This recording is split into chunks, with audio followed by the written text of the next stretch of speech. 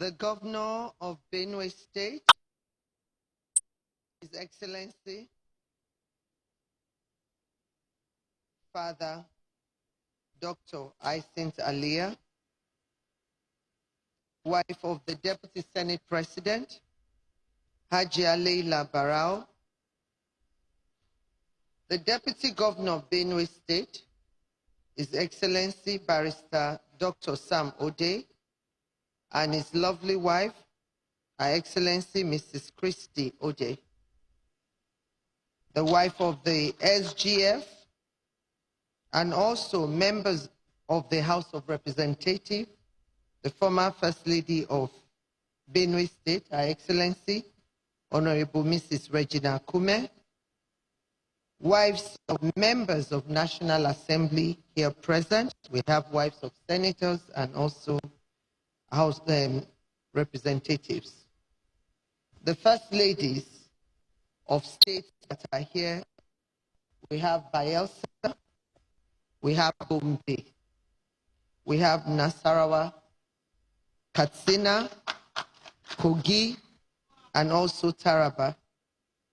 Thank you so much. It was a very short one, but they showed up. And I think Nasarawa State is really here to take His Majesty's message to the governor again. So it's not, you will see that our visit is God ordained. You know, I didn't know it was last minute that they decided to show. Thank you so much. The wives of honorable ministers here present, the RHI coordinator for Benue State, Honorable Colastica T. Bensor. Thank you so much for all the great work you're doing here. The Speaker, Benue State House of Assembly, Honorable Isint Anduna Dajo, and other members of the State Assembly here present.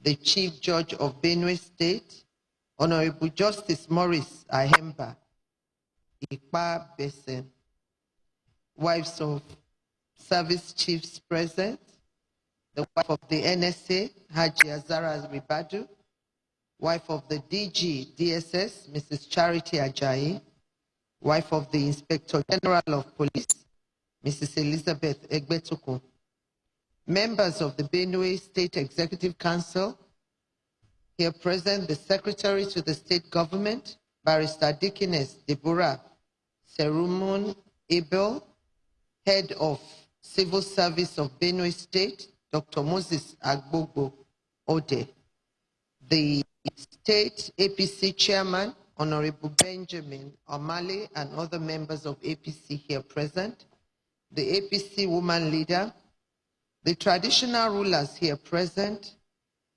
His Royal Majesty Professor James Otese Izwa Ayase CFR, the Totiv, the Chidoma, His Royal Majesty Alegbo Obo John Obagi, represented by His Royal Highness Chief George Ede, and all other traditional chiefs here present. We also recognize your wives that are here, our queens. Thank you so much for taking care of all our traditional rulers. The Algon Chairman, Honorable Morris Orogu, and all local government chairmen and their spouses here present. Chairmen and members of board and of parastatals, members of academia, legal leaders, student leaders, and captain of industries here present, my lords, bishops, and all clergy here present, the mother of our executive governor of Benue State, Mama Martina Ali. God bless you, Mama. You're a very lucky mother to see your son in the helm of the affairs of a lifetime. May God continually strengthen you and continue to give you joy. In Jesus' name. The good people of Benue State, gentlemen of the press, ladies and gentlemen, I am here today to condole with the Benue State Governor, His Excellency Reverend Father Isent Alia, and the good people of the state.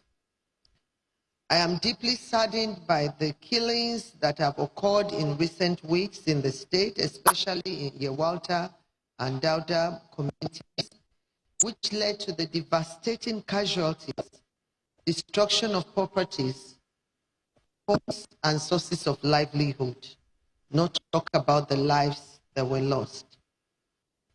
It is more worrisome that people who have once lived together in harmony and have to go through a horrific time like this, which is not just happening, like we heard His Majesty saying that this has been going on for over a decade. Benue State is known as the nation's food basket, which, because of its rich diversity and diverse agricultural produce, Benue State has a lot to contribute to our nation's growth and prosperity, especially in the area of food security. As a mother, I urge all of us to learn to accept these times as very challenging times, and also bury whatever suspicion, grievances we might have, and learn to live in peace and love with one another, despite whatever the situation is going on. We have to continue to remove fear from the beautiful life that God has given us as a people. When there are situations like this, we have to embrace dialogue. Patience are always the best solution rather than violence. The way to peace is the way of love, and love is the greatest power on earth. Despite it suffers long, it conquers all things. While I'm here, I listened attentively to His Royal Majesty's shortage. And that was why I said, we as mothers and wives of either presidents or governors or members of legislature, or whoever amongst us women that has elevated their husbands to exalted position, our job is to play complementary and supportive role. I heard rapidly, despite even when I was in the Senate, we've heard about situations like this, about, the killings is also a very unnecessary killings going on in Benue State. Benue State, that is supposed to be the food basket, we are now saying farmers are afraid to go to their farms. And the people now need food where God has given them plenty. We as Christians, who will say this is the work of the devil, and our enemy who will come senselessly to kill us while in the sleep, you will know that is not someone who is God-fearing. But there's nothing God cannot do. We have to believe that. Faith is something we shouldn't let situations rob us of. Because faith is the only thing that keeps us grounded, that tells us that whatever tunnel we are passing through, there's always light at the end of the tunnel. It is heart-wrenching to believe that people want to live in peace, that disruption will come suddenly. We only hear about that with countries at war. We don't believe that Nigeria is at war. Things are coming into Nigeria that we can't even explain. Nigeria is a big nation of almost over 250 million people. In Africa, I've traveled, I tried to see other countries. Even when you look at Namibia, Namibia is less than 1 million people. Botswana is 2 million. Not even up to the size of a local government. But Nigeria is blessed for a reason. And having diverse ethnicity, religion, culture is meant for a reason. We will say Nigeria is more like a mini America, that have different people coming for the growth of that land. I believe our diversity is supposed to help us to grow as a people, not to destroy us. So for me, hope is not lost. We've heard you, and I believe my sister, the First Lady of Nasarawa State, has heard as well. And we will take the message back home. And we pray, we know that our security chiefs are doing their best. And maybe me coming here is for them to hear again, for the nation to hear again. And I will tell you that this has not gone into deaf ears. I pray that as we've come, that the peace of God will return back to this land. And like I prayed this morning, the blood of Jesus will cover your land once again and cleanse all those blood crying for vengeance.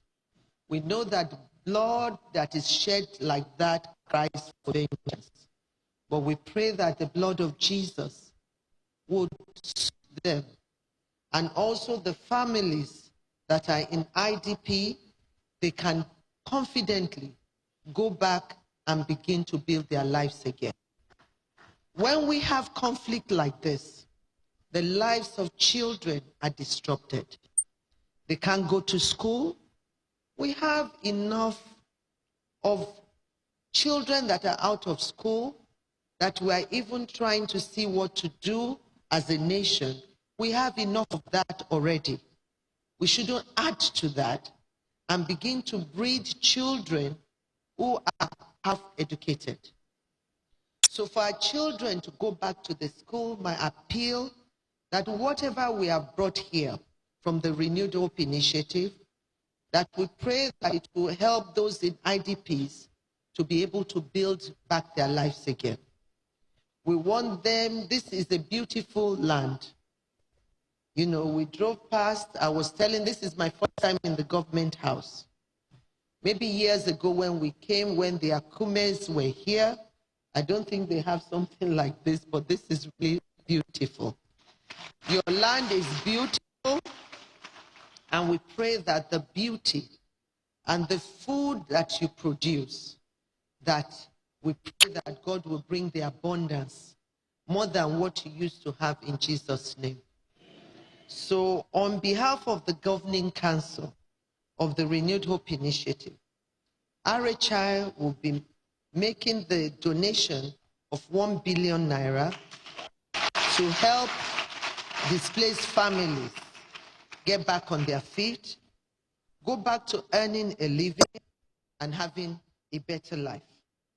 This is in line with the objective of the Renewed Hope Initiative as contained in our motto, towards a better life for families. So I want to especially appeal to our traditional and religious leaders to help in whatever way to comfort all those that have lost properties, have lost wives, that we have to encourage them. Nigeria is a society that we've always been a brother's keeper. Me growing up in years, very many years back, over 60 years ago, we used to believe that it takes a village to raise families. And I believe that a product of that is what you see standing here. We have to continue to be our brothers' keepers and try to help those who need and are vulnerable.